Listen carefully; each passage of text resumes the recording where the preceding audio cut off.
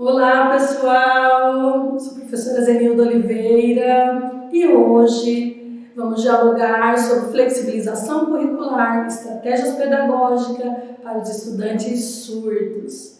Vamos iniciar nossa aula de hoje falando sobre a importância dos estímulos para o desenvolvimento dos estudantes surdos.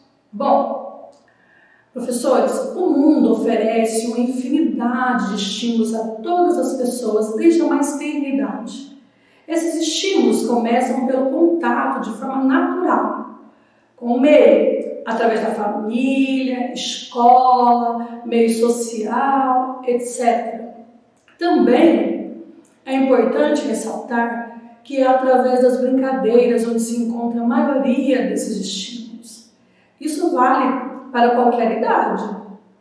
Desta forma, o estudante surdo, diante dessas vivências, eles terão oportunidade de ampliar cada vez mais seus conhecimentos, formando assim impressões perceptivas dos objetos, por exemplo, estímulos sensoriais. No caso dos estudantes surdos, esses estímulos são a visão, porque o estudante surdo ele não tem a audição, então ele vai ser estimulado a sua visão. As relações causais, o que é isso? O efeito ou causa de determinada situação. Exemplo disso é compreender que existem regras a seguir, por exemplo. Então, o estudante surdo, diante dessa relação que ele vai estar se desenvolvendo na escola, com a família, diante da sociedade, ele vai estar desenvolvendo essas relações causais, que é compreender que existem regras, por exemplo. Então, também ele vai começar a compreender as noções de tempo e espaço, presente, passado, futuro, aqui, ali, onde. Então, percebe o quanto essa relação com o dia a dia vai desenvolvendo todos esses estímulos para que ele possa se ver dentro da sociedade, se enxergar dentro de um mundo natural. Vejam bem, professores, essas noções são fundamentais e servirão de base conceituais para a trajetória desses estudantes e principalmente no que diz respeito ao contexto escolar, que de fato é o nosso foco nessa aula de hoje. Pensando nesse desenvolvimento escolar do estudante surdo, vocês, professores, durante o planejamento de suas aulas, deverão utilizar-se de diferentes modalidades linguísticas. Uma delas é a comunicação visual. Percebe que nós falamos que o estudante surdo ele vai ter, de forma bem natural, vai se desenvolver mais a questão visual, porque ele não ouve. Então, a primeira base de tudo é a comunicação visual, é você trazer essa imagem para que na construção do seu planejamento, tá? Também nós vamos ter um outro professor, que nós também falamos no módulo passado, sobre aquele professor que vai estar presente, um outro professor colaborador, que às vezes você, professor regente, não vai estar trabalhando sozinho, você vai ter outros professores colaboradores em conjunto com você, trabalhando de forma linear. Então, esse outro professor vai ser o professor intérprete, e ele vai estar trazendo os gestos naturais, que são os classificadores, enfim, para estar contribuindo com esse estudante surdo. Também vai estar trazendo a língua brasileira de sinais. Então, esse intérprete ou o instrutor surdo, caso esse estudante necessita, vai estar trabalhando em conjunto com você, professor regente, de forma linear, como nós já falamos, a língua brasileira de sinais, que é a língua materna desse estudante. E também o professor regente da sala vai estar trabalhando a língua portuguesa de forma escrita com esse estudante, tá? E de que forma elas deverão ser aplicadas, e é disso que nós vamos tratar agora. Vejam bem, a língua brasileira de sinais, ela já é intrínseca do aluno surdo, pois é a língua materna dele. E por mais que ele não seja fluente na língua de sinais, o intérprete ele terá que ter a percepção. Que nível que este aluno está, que nível linguístico esse aluno, esse estudante que ele se encontra agora. E a partir daí, ele vai perceber de que forma ele vai estar trabalhando com esse estudante e assim melhor contribuir para o seu desenvolvimento, tá? Desta forma, os estudantes surdos poderão participar de forma efetiva com as aulas. Eu trago para vocês, como exemplo, aqui no slide, os pontos cardeais. Para que nós possamos dizer, aqui nesse slide, eu estou trazendo para vocês a imagem do objeto do conhecimento, que são o nosso mapa, os pontos cardeais, e também estou trazendo imagens em libras para vocês, para poder ressaltar que em sala de aula o professor não precisará apresentar atividades com imagens contendo sinais em libras, pois esse trabalho deve ser realizado nas salas de recursos multifuncionais ou nos centros de atendimentos. Na unidade escolar, o intérprete já fará a tradução em libras, então não tem necessidade de colocar as imagens com essa tradução lá, com imagens em libras também, tá? Diante disso, é importante também, professores, é que você passe todo o objeto do conhecimento que será trabalhado em sala de aula para o intérprete, para que esse profissional possa estudar, pesquisar e assim obter vários conhecimentos, conhecimentos detalhados do assunto para melhor fazer a tradução para o estudante surdo. Para que esse estudante possa ter o máximo de compreensão. Então, você precisa passar esse conteúdo com antecedência. Percebe que nós falamos que vocês vão ter que trabalhar de forma linear, juntos? Professor regente e professor intérprete têm que estar trabalhando de forma linear para que o estudante possa ter o máximo de compreensão. Durante toda a aula vocês estarão em consonância. O professor regente apresentará as imagens e a língua portuguesa escrita, e o intérprete, a língua brasileira de sinais, utilizando classificadores, enfim, conforme a necessidade do aluno, tá, pessoal? Eu trago para vocês esse slide contendo, para que vocês possam trazer, a gente fala sempre da teoria, e aí depois é importante, não só para o estudante, mas para todos nós trazemos também a prática. Eu trago para vocês aqui nesse slide, onde constam 3 imagens. A primeira imagem, nós estamos tratando dos vegetais. Então, é muito claro que o professor ele apresente para o estudante o objeto do conhecimento e o português escrito, dando todos os detalhes. Com isso, o intérprete vai fazer toda a tradução em libras, utilizando classificadores, enfim. Por esse motivo, é importante trazer esse material antecipadamente para o intérprete, para que ele possa ter esse conhecimento, poder explicar de forma bem detalhada todo o conteúdo, tá? Todo esse objeto de conhecimento que está sendo exposto em sala de aula. Na segunda imagem, nós trazemos o pinhão e todos os detalhes, a imagem dele aberto e contendo todos os detalhes, onde também vai estar em português escrito e o intérprete fazendo toda essa tradução para vocês, tá? Para o aluno, no caso, para o estudante. E aí nós vamos passar para a terceira imagem, onde já estão contidas as atividades.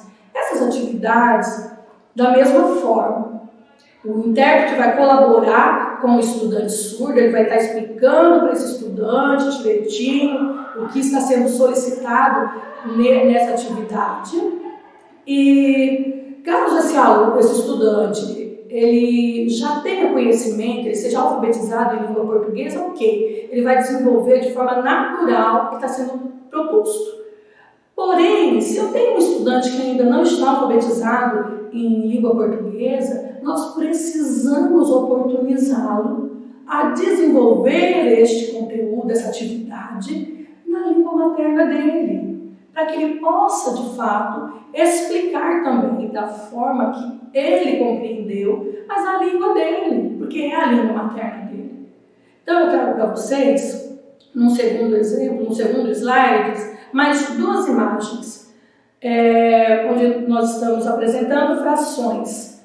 Então, é importante também que o professor ele possa construir com esse estudante a prática, sempre lembrando que o intérprete ele vai estar fazendo essa colaboração com esse estudante ali em sala de aula, não só na interpretação, mas também diante da necessidade de uma construção de material, ele vai estar ali junto, né, construindo junto com esse estudante para poder fortalecer até o aprendizado desse estudante. Trago também o terceiro slide, que é esse que eu estou apresentando para vocês, onde constam 4 imagens de atividades reais, concretas, que foram os estudantes surdos que construíram, tá? Então, uma imagem onde está sendo trabalhado o corpo humano, com os órgãos, enfim, onde esse estudante ele construiu, ele recortou as imagens, ele colou, ele escreveu, e se ele não consegue escrever, ele vai dialogar com o restante da turma de igual para igual, mas na língua dele. Eu trago também uma outra imagem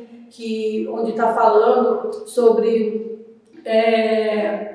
o desenvolvimento industrial, e ele faz toda uma construção com detalhes, utilizando de imagens que ele buscou, trazendo os assuntos de forma bem pontual. Numa outra imagem, onde esse estudante ele está tendo a oportunidade de explicar todo esse conteúdo, esse objeto de conhecimento, para toda a turma, na língua dele. Então, professores, nós temos que valorizar.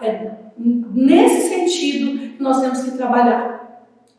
Enfim, professores, não temos outro caminho, somente desta forma que os estudantes surdos poderão acompanhar de forma efetiva todos os objetos do conhecimento que vocês estiverem propondo no cotidiano das aulas de vocês, tá? Mas não podemos deixar de falar da importância da utilização dos recursos tecnológicos. O mundo contemporâneo vislumbra esse avanço tecnológico. E essa tecnologia auxiliará em muitos estudantes surdos, acrescentando a qualidade no ensino-aprendizagem dentro e fora do contexto das salas de aula. Um outro assunto que é bastante interessante é como trabalhar música e inglês com os estudantes surdos. As aulas de inglês vai ser na mesma dinâmica. Tradução pelo intérprete sobre o assunto em questão, porém o professor apresentará imagens escrita em inglês e escrita em português. Então ele vai ter a oportunidade ali de conhecer, né, o objeto e a tradução em inglês e em língua portuguesa escrita, tudo em inglês escrito e língua portuguesa escrita. Importante que esse estudante possa participar de forma efetiva dessas aulas, tá? E eu trago para vocês 2 imagens, onde vocês vão estar trabalhando com esses estudantes, um exemplo para vocês analisarem o método que vai ser utilizado. Eu vou trazer a imagem para esses estudantes e logo a tradução em inglês e a tradução em inglês escrito e língua portuguesa escrita, e ele vai ter essa oportunidade. E se ele quiser mais para frente ter um conhecimento da língua inglesa de sinais, aí ele vai pesquisar, porque existe uma diferença, tá? Então, a língua brasileira de sinais e a língua inglesa de sinais existe essa diferença, mas eles vão ter a oportunidade de pesquisar, você pode até estar incentivando a buscar esse conhecimento mais profundamente, tá, professor? Também eu gostaria de falar um pouquinho com vocês sobre as aulas de músicas e de que forma trabalhar música com esse estudante surdo. Será que é interessante? O estudante surdo ele consegue, ele gosta? O importante é nós deixarmos claro para vocês que o estudante ele precisa ter a opção de escolha. Eu não posso, enquanto professor, enquanto família, definir por esse estudante. Eu preciso deixar que ele tenha a oportunidade de conhecer e aí ele mesmo definir, eu gosto, eu quero, eu consigo. Então, desta forma que eu gostaria que vocês começassem a analisar todo o contexto que nós vamos falar agora. É equivocado pensar que eles não podem participar, que eles não gostam, que eles não apreciem. as atividades de música, por serem surdos. Na realidade, muitas pessoas surdas tocam instrumentos, participam de atividades musicais diariamente. Nós temos exemplo disso. Esses estudantes participarem de atividades musicais podem apresentar muitos benefícios a eles, pois as vibrações que eles sentem, os aspectos visual e a performance das músicas, porque eles acabam fazendo toda uma coreografia, podem ajudá-los em muito. Primeiro, aumentando a sua confiança, a autoconfiança. Segundo, encorajando-os no aprendizado das emoções, o que é feliz, triste. Então, também vai colaborar nesse sentido. Por fim, ajudando-os a desenvolver de forma eficaz habilidades motoras, porque acabam tendo algum tipo de dificuldade, e quando ele tem essa oportunidade, ele vai fortalecer esse desenvolvimento, vai ajudar nesse sentido também.